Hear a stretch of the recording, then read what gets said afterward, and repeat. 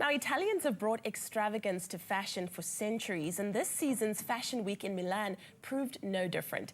Painting an exquisite picture of the autumn-winter trends to come, Milan Fashion Week is a hotspot of some of the world's most esteemed designers. Now, talking about esteemed, our fashion director, Alexis May, is here to share her insight into some of the big trends for next winter. Hello, ma'am. How are you? Hello. Very good. Very well, thank you. I see marriage is looking good on some of us, but we're not going to talk about that now. Let us talk about Milan Fashion Week. Now, I know that Italy houses some of the best fashion houses in the world, but let's talk about what benchmark they've set for the rest of us. You know, Milan, you have to laugh because the Italians, in fashion, more is more, yes, with just a little bit more, and that's just about enough. I love that. So really, you don't really see minimalism coming out of Italy. Who needs it, right? Exactly. It's big, it's bold. When we Yeah. do see like minimalist collections, they're from designers that are not Italian born and bred.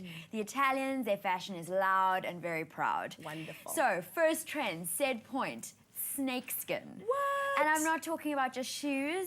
Head to toe, coats, dresses, skirts and jackets. I mean, the full look. I think the Italians love a print. Wow. And likewise, leopard print also Yes. makes a huge return in Milan. So wait, so leopard print is not dying out at all? No, apparently not. It's back. Wonderful. All right.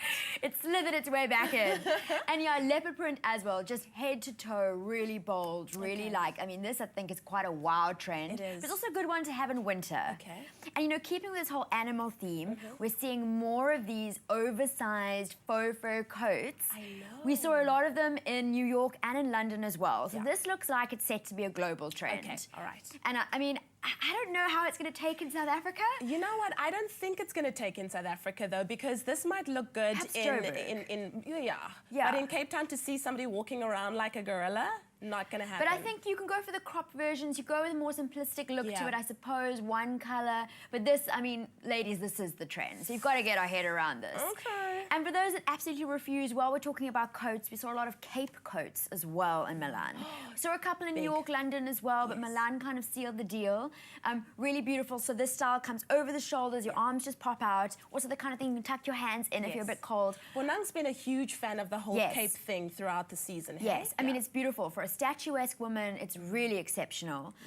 Beautiful here, also seeing great detailing. And likewise, if you're not into your full look, lots of faux fur trimmed hoodies, jackets, capes, coats. It's definitely about the hood. We're also seeing a lot of high necks with these like furry textures around the face. Okay. Definitely a key look there. Very cool. And speaking of textures, leather. I mean, you know, Milan, you expect to see a lot of your leathers. Yeah. And you know, winter, I think it is a time for leather. What I loved about this season is that it wasn't just black. So we had all different shades of leather, and also seeing beautiful leather dresses, you know, little shifts, skirts, shirts, trousers. So again, it's a full-on leather look. Loving it, loving it. And Ooh, here, this is interesting. so we always talk about, you know, your key pieces for the season. And this season in Milan, we definitely saw that this wrap skirt, which is showing a little bit of skin at the front, is definitely going to be a key silhouette for next season. Again, we saw longer lengths, shorter lengths. You know, it kind of depends what your preference is on that.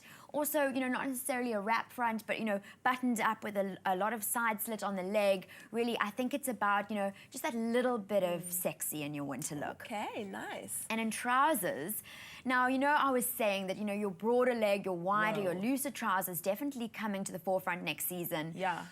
Milan kind of sealed the deal that it's that cropped length. And I know there's a lot of women, myself included, that are going to be a little bit unsure about this. I hope this trend doesn't take in South Africa, to tell you the truth. You know, I've seen New York had a shorter crop on their trouser, which sat a little bit more just below the knee, which is perhaps more flattering. I think this is something, you know, women need to just play with and see what they're comfortable really with. Well. And, you know, just to wrap up our chat, you know, colours, key colours.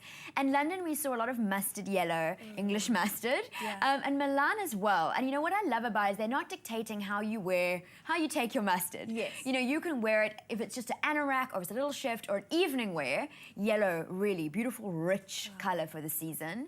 And pink. Now, remember we said blush pink for this coming summer would be a really key color. We saw it for the winter collections in New York and London as well. Milan, of course, being Milan, they've added a lot of more punch to their pink, a lot more candy colored, and of course your teal, which I think is beautiful with navy, like this look in the center, definitely amazing. Nice.